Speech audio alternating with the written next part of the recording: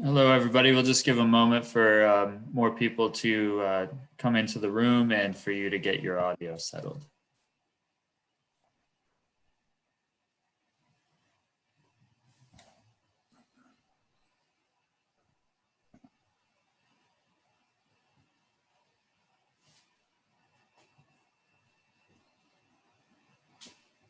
All right, we'll start off now, and I'll make sure that I type this out for anybody coming in a bit later, for those of you that miss any bits while I'm speaking. But welcome to today's webinar. Before I hand it off to our moderator and presenter, I just wanted to cover a few technical details about this platform. This is Acro webinar, or Zoom webinar from Acro, if you're not familiar with it. The key differences between this and a normal Zoom meeting are that your microphones and your cameras are disabled by default. So you don't have to worry about interrupting us, but it also means in terms of interaction, you are limited to typing. So you can either ask a question in the Q&A box towards the bottom of your dashboard. You can ask those anonymously, and you can also view existing questions, upvote them, and comment on them if you so choose. And if you have a general comment, you can put those in the chat, and that includes any kind of technical issue you might be experiencing. So without further ado, I want to hand it off to Annetta Stroud. Thanks, Mike, and greetings, everyone. Thank you so much for joining us today. My name is Annetta Stroud, Associate Director for Content and Curriculum for Acro. And again, I'm absolutely delighted to welcome back Adina Chapman from Cambridge Assessment International Education, and joining us for today's webinar, which is the updates, New Cambridge International Policies, Data, and Services for Higher Education. As Mike mentioned, please feel free to ask our panel questions at any time during the webinar, and please go ahead and use the question and answer function. There will be direct questions that our panel will be answering after our presentation. And again, I'm more than pleased to welcome Adina Chapman with Cambridge to let us know all the important updates that we are moving towards for the rest of 2020 and moving through 2021. Welcome, Adina. Thank you so much, Annetta. I really appreciate this opportunity to come back. It reminds me of about a year ago when I first provided some information on Cambridge assessment via webinar. And now we find ourselves in the COVID era, and we've had a lot of changes. So over the next hour, I'm going to be giving you some updates that we've made to our systems that should help you with your work at U.S. colleges and universities.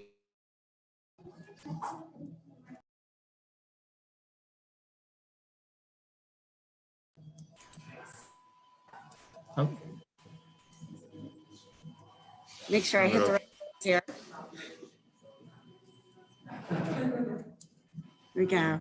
So in this session, you will learn about new course revisions and new courses that we are offering for our A and AS levels. You will also learn how Cambridge International students are outperforming their peers at Florida State University in a subsequent course performance study that we just finished in August.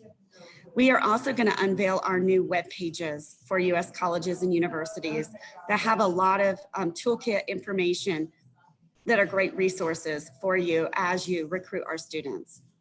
And in this session, you'll also learn how to sign up for our online transcript services, which is a new service for the U.S. colleges and universities only at this time. And in addition, I'll give you a brief update on some of our new state and system policies for Cambridge International A and AS levels. So for those of you who may not be familiar with us, I just wanted to put in a slide just giving you a brief overview of who we are. Cambridge Assessment International Education is almost 160-year-old department, non-teaching department of the University of Cambridge. We serve over 10,000 schools in over 160 countries. So we are very much a global provider of education for 5 to 19-year-olds. And within that structure, we provide the curriculum, the assessments, and the pedagogy, all rolled into one comprehensive integrated system.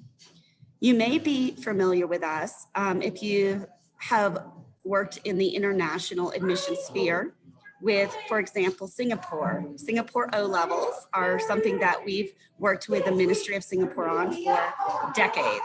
We're also work with 40 other national governments. And just to highlight, our programs are especially successful at serving a diverse student population with varying abilities, socioeconomic levels, and cultural backgrounds. So you may be familiar with our Cambridge pathway, which, as I said before, spans from age 5 to 19-year-olds. It's the British system, where they educate 1 year longer than in the US system.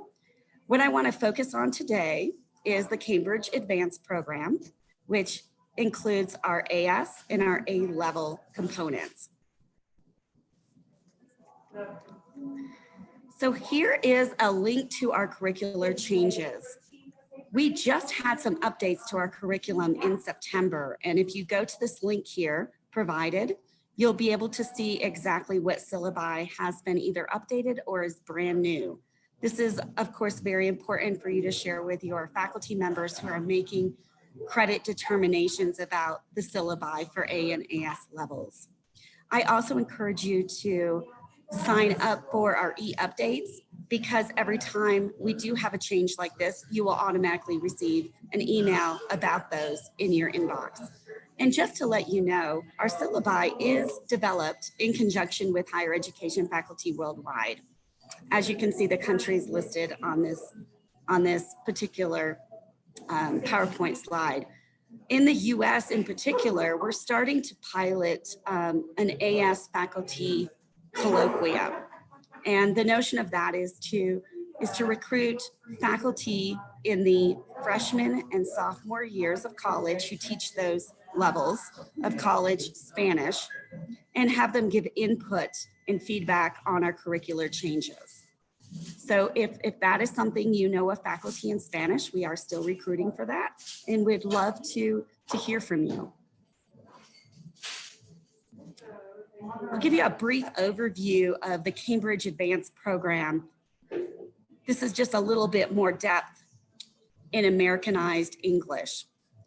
The Cambridge ACE program might be the term that you might be more familiar with, particularly if you are in the southern part of the US, including Florida.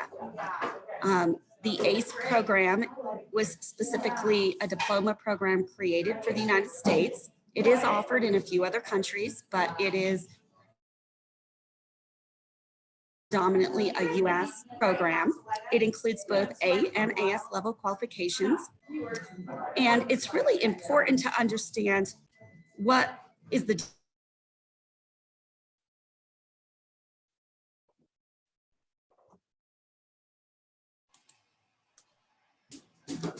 contains 180 guided learning hours, which is typically would get the 1 semester of credit. So this is on par with, say, for example, an AP program, because they both span the course of 1 high school year. The A level is twice as long, and it represents 2 college level courses, which require 360 guided hours, which typically receive 2 semesters of credit. We offer both of these courses in 55 subject areas, and they gives the student both a breadth of study with a real depth of content and skills that are highly engaging.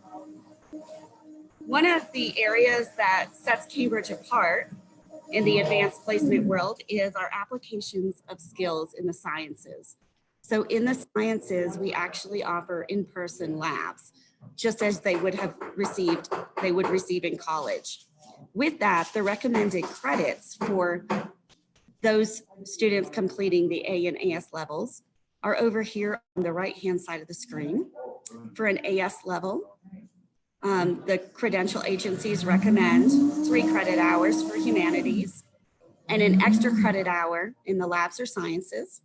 For an A level, they recommend twice as many, so 6 credits in the humanities and others, and 2 extra credit hours in the lab sciences. And we also have a very unique grading scale because it's a British grading scale. So I'm going to go over that in a minute.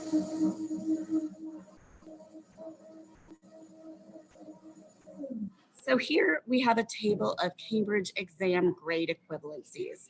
This is a chart I put together by looking at various credentialing websites, as well as, of course, ACRO's US, UK grade comparisons on ACRO Edge. And as you can see here on the left-hand side is the US grading scale. We have the AS grading scale and the A-level grading scale right next to that. You'll notice that AS grades are always in a lower case, and the A levels are in the uppercase. I have mapped those over to IB scores and AP scores according to the credentialing agencies. So this is just a quick chart when you're determining what type of credit to give for these students at your institution. And I apologize, we had some bad background noise. I think it's subsided. So, but if it gets bad again, I will definitely turn this over to my colleague. So the main thing I want to point out on this slide is that a US grade of C is equivalent to a British grade of E for A and AS levels, or an IB score of 4 and an AP score of 3. So depending on what types of credit you give for those different levels for AP and IB, that's where I would use this chart to set your score for Cambridge as well. This is a slide where I wanted to show you how fast we are growing in the American market in the areas of Cambridge Advanced programs. We have actually surpassed the rest of the world in offerings in the last 5 years. So we are now the #1 country offering AS and A-level entries since 2014-15. So this is where we were 3rd in the world. So this is our projection moving forward is very, very good for the US. We have over 500 Cambridge schools in the US currently. And so our growth rate, as it states here, globally is 26%. In the US alone, we have had over 103% in the 5-year growth rate. What's important to note is that because of the shift from the 13-year British system to the 12-year system in the US, it is driving more qualifications to be taken at the AS level versus the A level.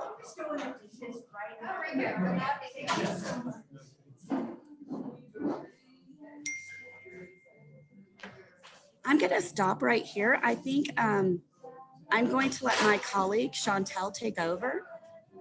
I'm having a little bit of difficulty, so I'm going to stop right here and pass it over to her.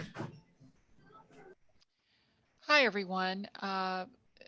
Thank you for bearing with us on the thank you for your patience as we work through some technical issues and just the background noise. My name is Chantel Reynolds. I'm going to take over for the remainder of the presentation. And one thing that we want to spend a few minutes on now is the results from a subsequent course performance study with Florida State University. And so specifically what we wanted to focus on was to look at how Cambridge International students who were awarded credit at the E, so they earned an E or higher on their AS or their A-level examination, we wanted to know how they performed in the subsequent course in the 6 key subject areas that you see here. And if we could move on to the next slide, we'll take a little more look at that. So what we did is we went to Florida State University and we said, could we have all of the Cambridge International students enrolled from fall of 2016 to fall of 2019 who were given credit for that E on their AS or their A-level exams? Could we get that population of students in whatever they enrolled in subsequently?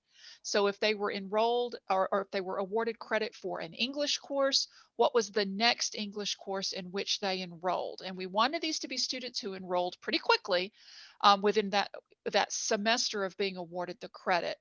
And then we had a control group of students, which was all other students enrolled in those same courses in that same time frame.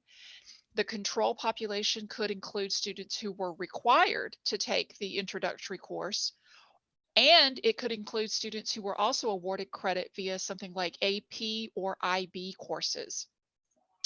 And it was any course where the introductory course would have been a prerequisite. So for example, if they were awarded credit for college algebra, what was the next course they could enroll in based on having met that prereq? And so we looked at that, and we specifically wanted to know how many of these students or what percentage of the Cambridge students received a passing grade on that subsequent course. And that was defined as a GPA of 2 or higher. So again, we were looking for that C. And so if we could just go ahead and advance to the next slide, please. Okay, so if you just take a quick look here at biology and math, Cambridge International students were awarded credit at the E for the courses that you see here. You see 3 possible courses in biology and 3 possible courses in math. And that was just based a little bit on their degree plans.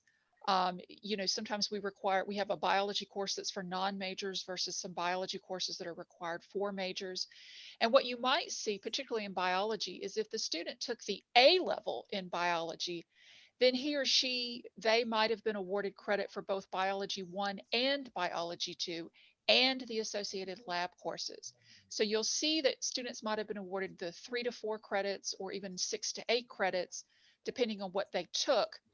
And then if we go to the next slide, we can look at some of the other subject areas as well. So you see business, psychology, and then 3 possible English courses. And as you all know, once I finish a course that is a prereq, the sky is open to me in terms of what other courses I might take. So in math, it might be a pretty clear progression. Calculus 1, you lead to calculus 2, and so on. But in psychology, for example, students had up to 10 other psychology courses then that they could take once they had credit for general psychology. And then if we take a look at the history, you'll see that students had lots of options for being awarded history credit. Again, it was a little bit about what's their ultimate plan. And it depended on what emphasis they took while they were in their Cambridge course. So in the Cambridge curriculum, you can emphasize American history, European history, or international history. And then you can see all the different possibilities for being awarded credit there. Next slide, please.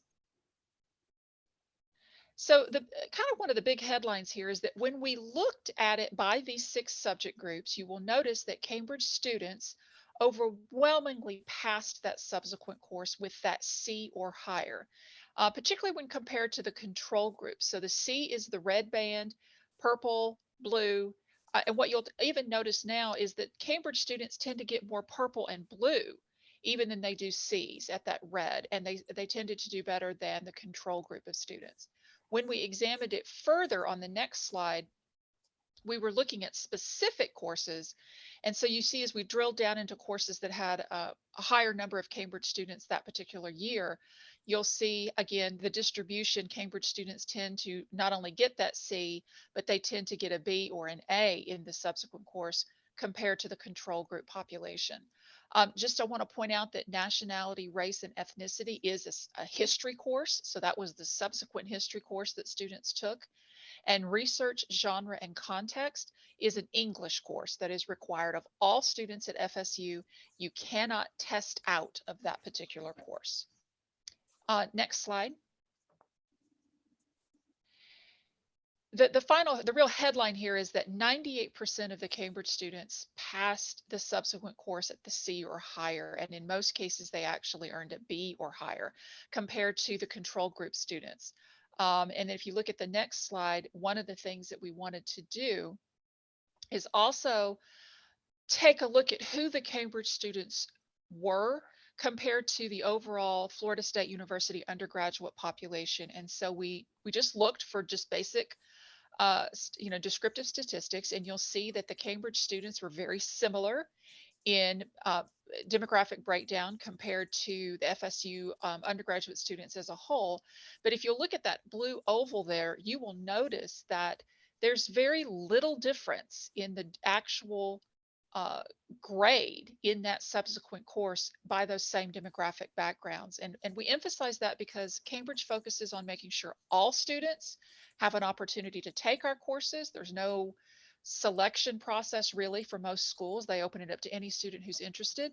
And there's a real effort to make sure that all students come away feeling they're very strong in the subject, they're very prepared, and you can see that they're very successful in the subsequent courses. There's very little difference in student performance when you break it out by these categories.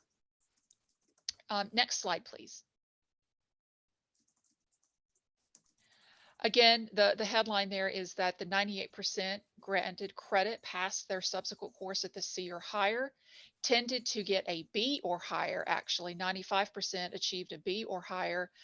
There is a little bit of difference depending on how the grade on their Cambridge exam versus the grade they got in the subsequent course, but again, it's negligible. What we emphasize here is the E is more than sufficient for a student to be very well prepared for their subsequent course. Next slide, please. And the purpose of this research was really to examine these 4 questions. And we've really dug into questions 1 and 2, looking at that. And we're starting to dig into questions 3 and 4 in a little more depth. If yours is an institution that feels like, there's a good population of Cambridge students at your campus and you would like to participate in similar research, we would be very interested in doing so with you. And then let's go ahead and move on to our next slide. Okay, so one of the other big headlines for us is that we have completely redesigned our U.S. higher education website, and you can see the link there, and that we have a whole section specific for higher education institutions on that website. If you go ahead and advance the slide. The website is broken out into 3 or 4 key areas.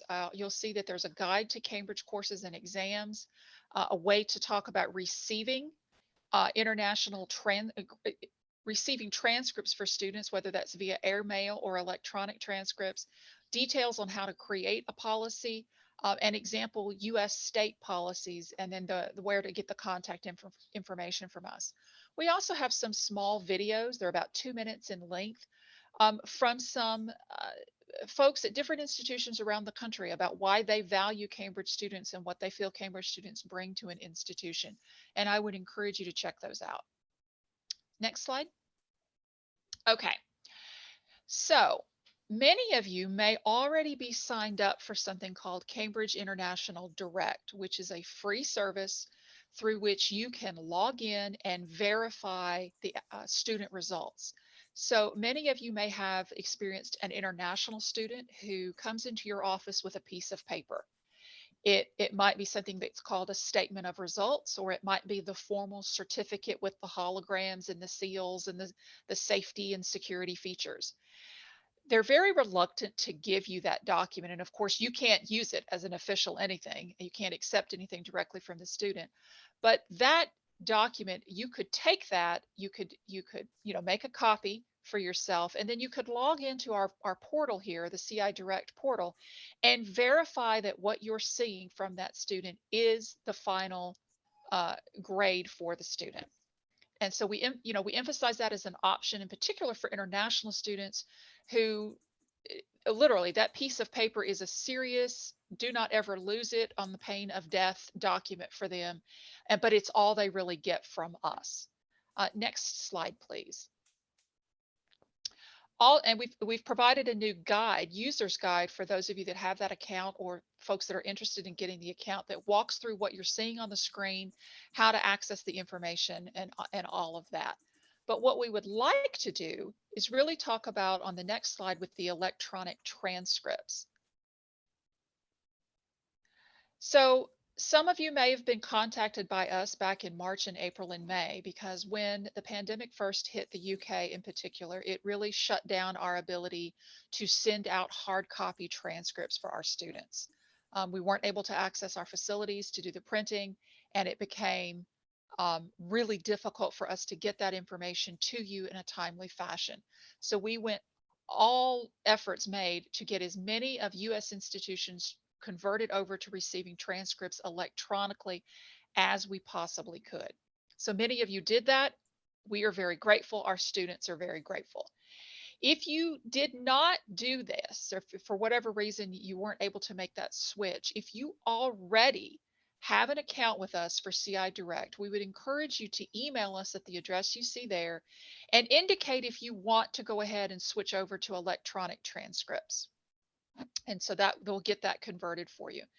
If you do not yet have a CI Direct account, if you go to the address there, you'll have the ability to sign up for both the verification component and to receive electronic results. And if you say yes to both of those questions there, you will receive electronic transcripts for international students who make that request and for US domestic students who make that request. And this is really critical as we all are experiencing the pandemic is coming in waves.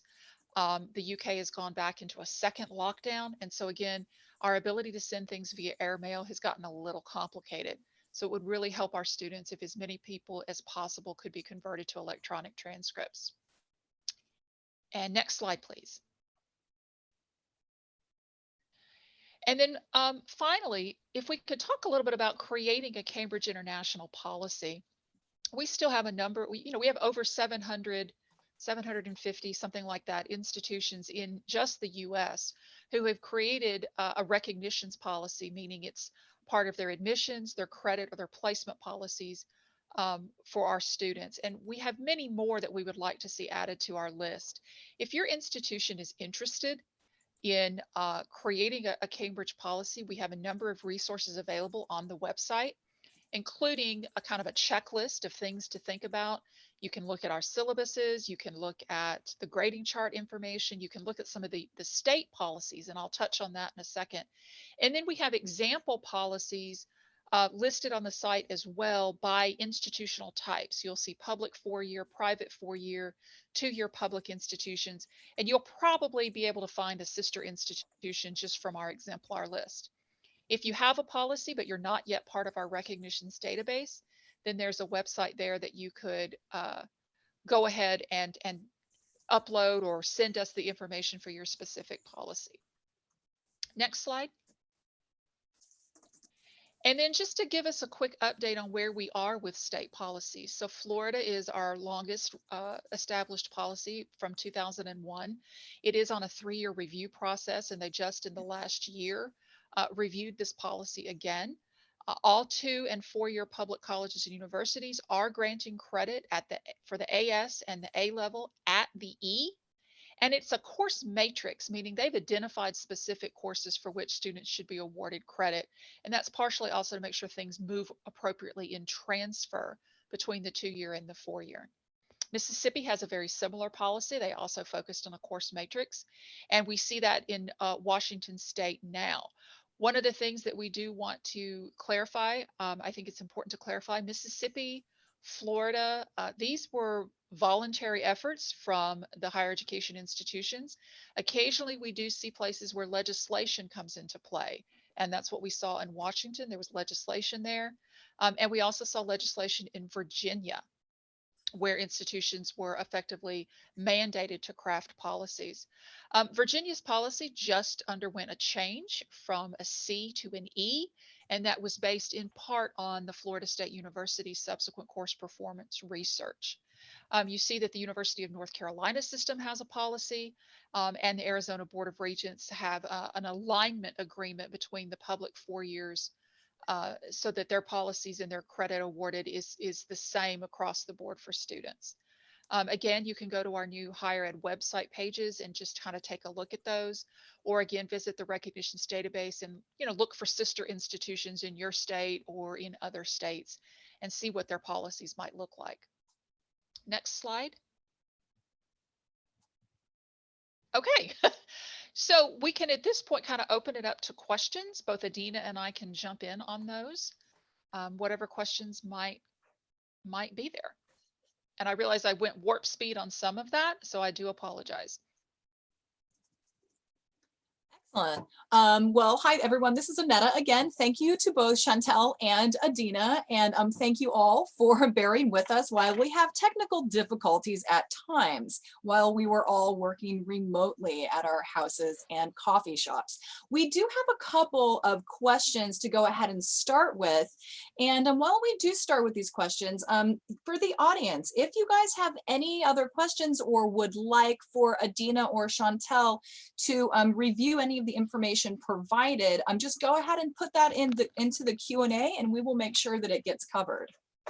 All right, so a couple of questions, and not surprisingly, a lot of them are going to be around your fantastic CIE Direct and your electronic verification. So first of all, so CIE Direct clearly has a lot to offer for higher education institutions. And do you currently offer CIE Direct to third parties like credential evaluation companies? And if not, do you plan on offering this to third parties like credential evaluation companies? That's something that's actually under discussion. Right now, I believe right now the decision has been to limit it to colleges and universities, but it is a conversation that is ongoing. Because we can certainly see the value in opening up access in that way. It's just not something that in the middle of everything else that we have going on, they've really discussed in depth at this point, but I do know it is on the agenda for us to continue discussing internally. Excellent. And I'm sure that everyone who is joining us today from a credential evaluation company would be very interested in receiving the same services. So hopefully that discussion does go ahead and continue for you guys. So another question again regarding electronic verification. So first of all, we love electronic verification. This is just fantastic. How far back do your results go? I want to say they probably go back a minimum of 5 years, but I believe they even go back a little further. I can go back and get a little more detail on that one. Okay, awesome. That's always really good to know for us. And another question, and also in the same vein of electronic verification. And so I know that in the slide deck, you showed us some possible results for your IGCSEs. However, do you also have electronic verification for your localized exams like the GCSEs? So one thing to understand is IGCSEs is specifically Cambridge. We would not have just regular GCSEs from any other providers inside of our database.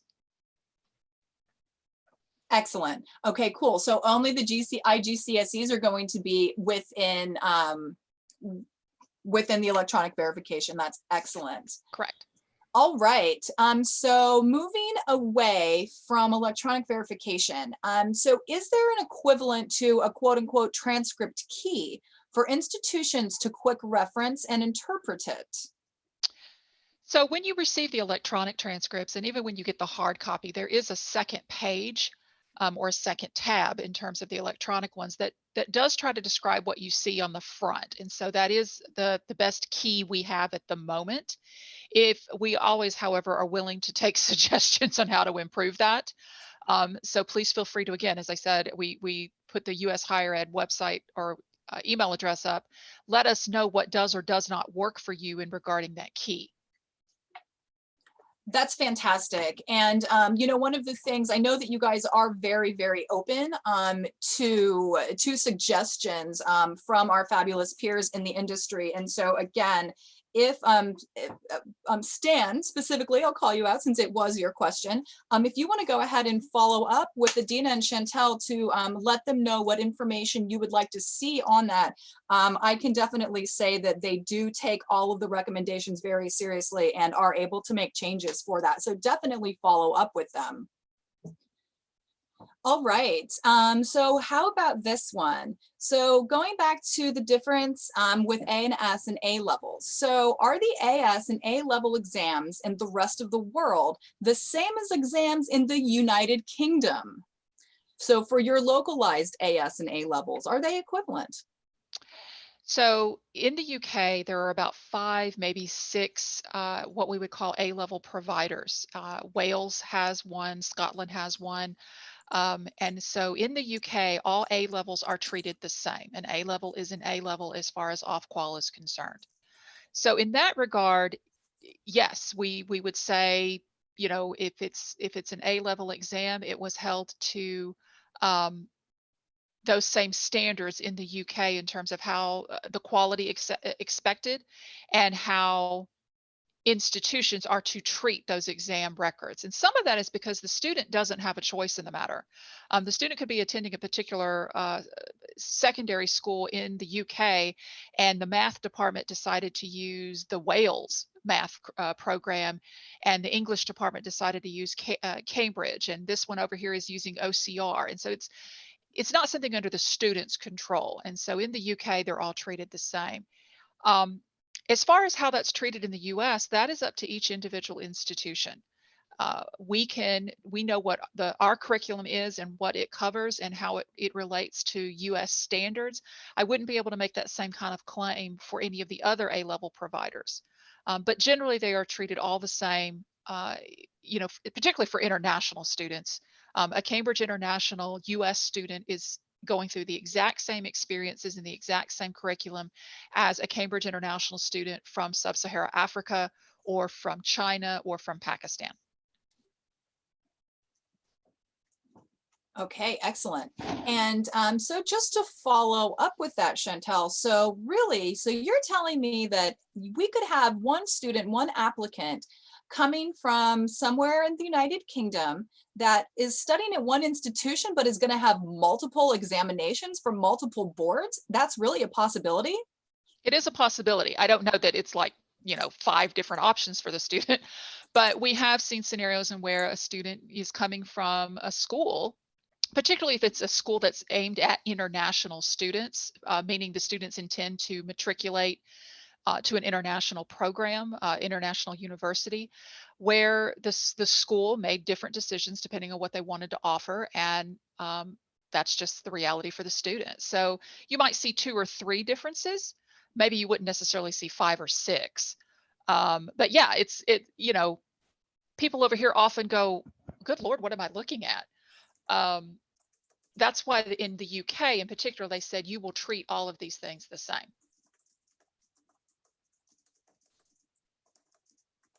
Excellent. That's really, really good to know, Chantel, because although some more seasoned credential evaluators and admissions officers may be more familiar with the United Kingdom examination structure, whereas some of us may not be as familiar. So it's really good to keep that in mind, that is all a possibility. I am not seeing any more questions right now. So Chantel and Adina, is there anything that you would like to leave us with? Any last words of wisdom, anything else you guys would want to touch on before we close out our session today? I want to see if Adina wants to jump in here real quick. Sure. Thank you so much, Chantel. And again, I apologize for the technical issues and the background noise. But I'm very glad to hear that everyone's excited about our electronic transfer service. Chantel's done an amazing job getting 80% of our US colleges and universities signed up for that since COVID hit. So, and for jumping in, as you can see, she's awesome on the spot and knows our research really, really well. So I'll work with her to get the answers to your questions, but thank you so much for this opportunity to update you on what Cambridge International is doing in the US. Excellent. Well, we do have another question. We have a couple of questions that are just popping in right now. So let's go ahead and finish them up. So here's the first one. Should we require the final certificate, or can we consider the statement of results as acceptable if it's verified through CIE online verification? So here's the reality. The statement of results that you get in August is what I like to call, I don't know, 94% of the way there. Meaning we have a time frame, about a 6-week time frame, where we offer schools and students an opportunity to appeal their results. For whatever reason, there's all kinds of reasons the student might appeal those results, but the vast majority of the time, what you see in August is what the final grade is going to be in October. So it's really up to the institution. What you verify through CIA Direct is the same thing that you're going to see in the statement of results. So it's really up to you as to whether or not you want to go ahead and require that final certificate. Excellent. So kind of just to shore it up, basically your statement of results, absolutely good to use for the sake of admissibility, right? Yes. And then just like we would want to treat the rest of our international students as well, making sure that we have that final certificate once those results have been posted is definitely going to be best practice at this point in time. Okay. So that's excellent. So let's see, is there an option for data feed of score results as opposed to downloading electronic scores from CIE Direct? So that is something that we're in the process of working through. Right now, the file that basically what happens right now is you would be notified by email that there were results waiting for you in the system. And then you would go in and through a portion of the portal, you would download a simple CSV file that would contain all of the transcript, same information you would see on a hard copy document you would get in the CSV file. Some campuses are just uploading that file straight into their campus information system. Other campuses, it kind of depends on where your campus is. We are wanting to expand that further and get a little more sophisticated in it. The problem is we get very different responses from institutions in terms of what they want. Some are fine with a CSV file that's in a basic, format that they can do whatever they want to do with and upload it however they want. Others want an option to actually download a PDF document itself. And so we're working through all of that right now. This is another one of those things. If you have a preference or you have some thoughts that you want to share on that, please reach out to Adina and I on that, because we take all of that feedback back to the UK.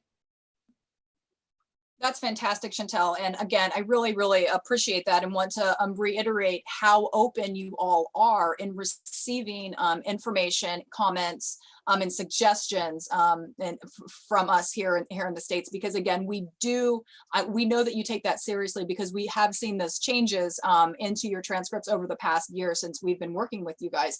So it's great, again, that you are so open to feedback. We do actually have another question rolling in. So generally, how long does it take for the final certificate to be issued after the statement of results? So the statement of results comes out mid-August. Many of you are familiar with that. And then the final certificate comes out in October. So that's why sometimes students, if you can use the statement of results to get them in the door, and then you get the final version in October, that works well for our students. But you will see that that time gap. We also have what we call a November series. So with the pandemic, countries that normally would do the bulk of their Cambridge testing in June have shifted to the November series, meaning they're in the process of testing now. You may see some students that send you results mid-January with the big fancy certificate being delivered in March. So just be aware of that. As with all of us, it's a little up in the air right now in terms of when students can even test. And then obviously that impacts when the documents are available. That is also really, really good information to know. So for the November series, so is the November series new, and is this something that you implemented due to COVID, or is the November series something that we should take into consideration that we might normally see results from the November session? The November series has always been there. It is something that is predominantly used by our schools in the Southern Hemisphere. So as you can imagine, and I will be honest that I had to think about it for a minute. I had a very Northern Hemisphere perspective. School starts in August and, runs through until June. And in the Southern Hemisphere, it doesn't really look like that. And so we had a number of countries where the bulk of the testing is done in November. It's not as big as June. June is the biggest usually. But we did have that option available. And we even had a very small limited March series for certain countries, primarily India. So countries are shifting around right now a little bit in terms of when they're available to even have schools open, much less tests. So you might see results that look random. They look like they're coming in at random times. Okay, great. That's really good to know. And so if we receive something that is outside of the normal timeline than what we're used to, is there a way to confirm possibly on your on the website when this country might have been able to sit for the exams? We do have timetables and kind of a regional map and that kind of thing, but the best way to do it is to go into CI Direct. Okay, fantastic. Yeah. Okay, well, I don't seem to have any more questions at this point in time. And so with that, Adina and Chantel, I'll give you one more time to leave us with any words of wisdom. And we will see if we have any more questions coming up while you give us your last words.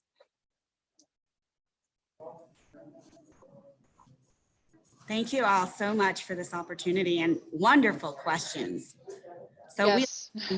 we will prepare answers for those. And Annetta, is it best to feed those back to you? Absolutely, you can go ahead and we will go ahead and work with you to disseminate the information to all of our registrants for today. Excellent. Thank you all so much. Thank you. Excellent. Well, thank you, everyone. And if we could scroll to the very last slide, we just want to go ahead and thank everyone for joining us today for our third Cambridge webinar in our series. And we definitely hope to see you guys next time. For all of you interested in more international education webinar series that ACRO is going to be delivering, we definitely would invite you to, we have the Uzbekistan update, which is going to be December 3rd.